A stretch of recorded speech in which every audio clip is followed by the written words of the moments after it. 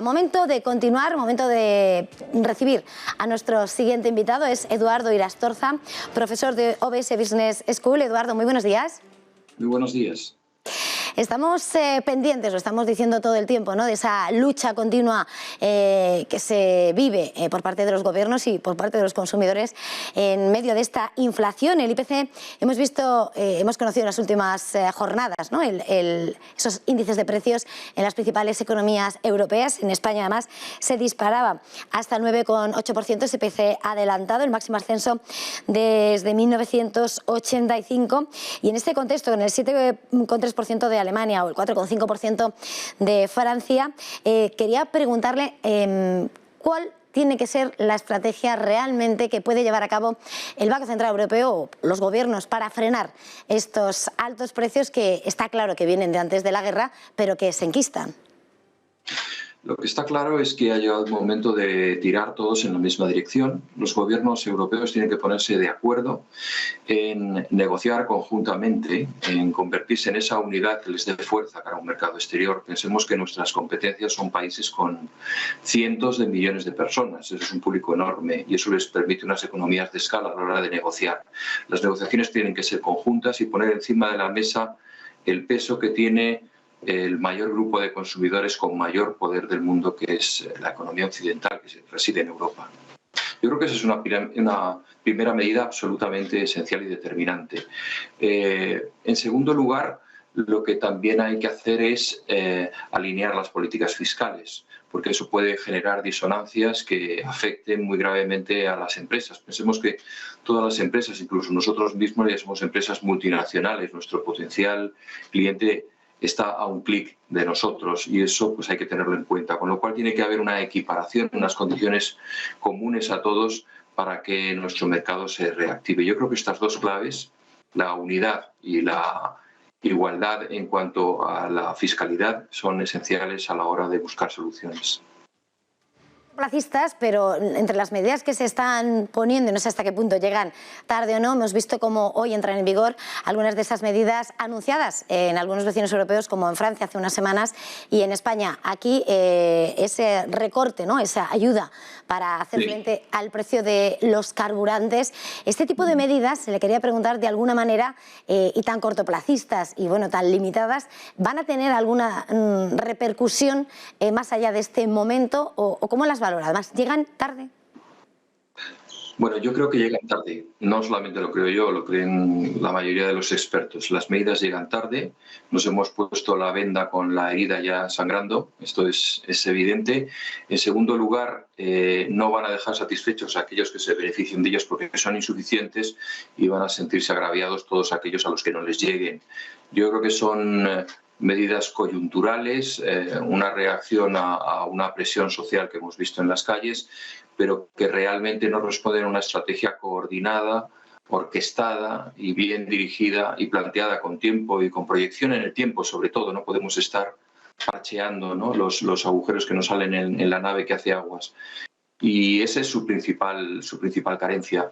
Yo creo que hace falta eso que el presidente reclama en el Parlamento de unidad. Bueno, pues esa unidad que se vea realmente, que haya una voluntad de entendimiento por parte de todos y que las medidas sean consensuadas. No se puede seguir con la teoría del trágala, de esto es lo que pongo encima de la mesa y si no estás a mi lado estás en contra de todos, ¿no? Yo creo que esa es una medida errónea y debemos de dar pasos en la dirección correcta.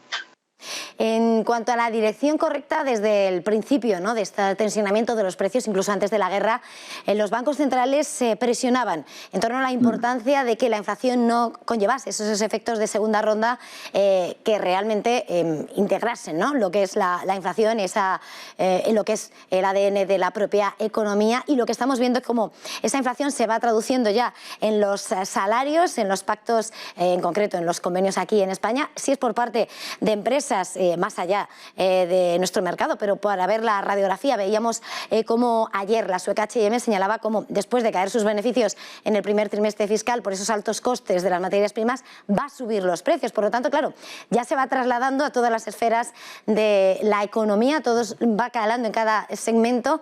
Tenemos que esperar, por tanto, esos efectos de segunda ronda, esa temida estanflación. ¿Cuál es el escenario al que nos estamos abocando? Pues si las cosas siguen exactamente la dirección que están tomando, la crisis que nos espera no va a tener precedentes en nuestra historia reciente. Eso es indiscutible. La situación es bastante dramática y efectivamente estamos un poco viviendo de las reservas que tenemos acumuladas, pero nos vamos a encontrar con una situación desproporcionada de inflación, como tú has señalado, una inflación disparada. Yo creo que en este sentido las medidas restrictivas como pueda ser acotar determinados precios o determinados salarios, etcétera, etcétera, el tratar de meter en un corsé, embridar esta crisis va a ser extraordinariamente complejo.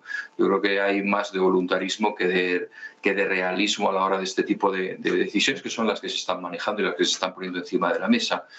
En este sentido, pues yo creo que no podemos vivir al margen de la realidad. La curva de la demanda y de la oferta se cruzan donde se cruzan, no podemos alterar este hecho y las decisiones en otra dirección pues son siempre erróneas, nos alejan de la realidad.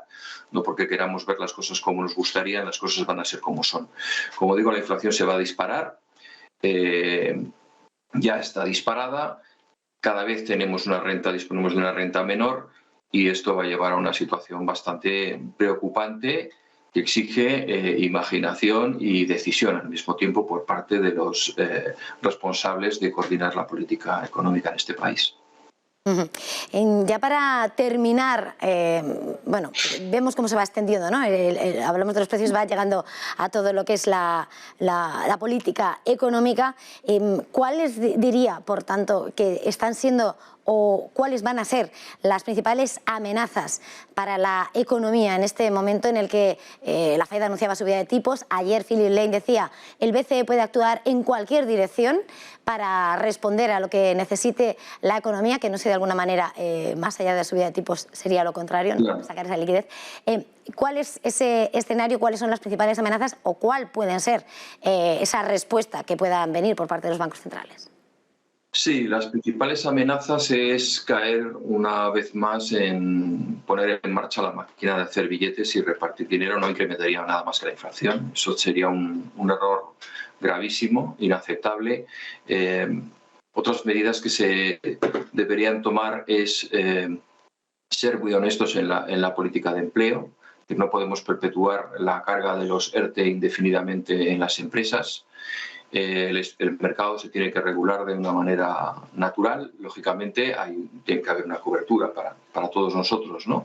Asegurar pues, eso que todos llaman el estado del bienestar, pero que no deja de ser un desideratum, porque yo creo que todavía no hemos llegado a él ni de lejos, ¿no?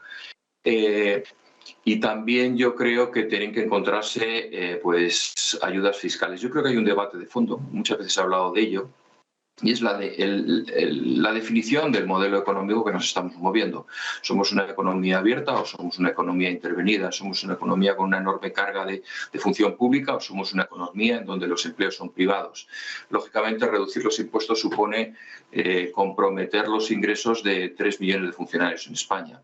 Hay que considerar si esta cifra es o no aceptable cara a un futuro, porque al fin y al cabo la función pública no deja de ser los empleados del conjunto de la sociedad.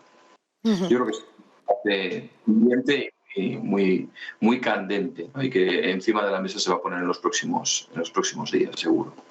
Ya lo creo. Y eso que veníamos de tiempos difíciles y pensábamos que tal vez se relajaba el escenario. Eduardo Irastorza, profesor de OBS Business School, muchísimas gracias por acompañarnos esta mañana en Negocios Televisión, en Business Conexión. Feliz jornada, feliz fin de semana, hasta la próxima. Lo mismo os deseo. Adiós.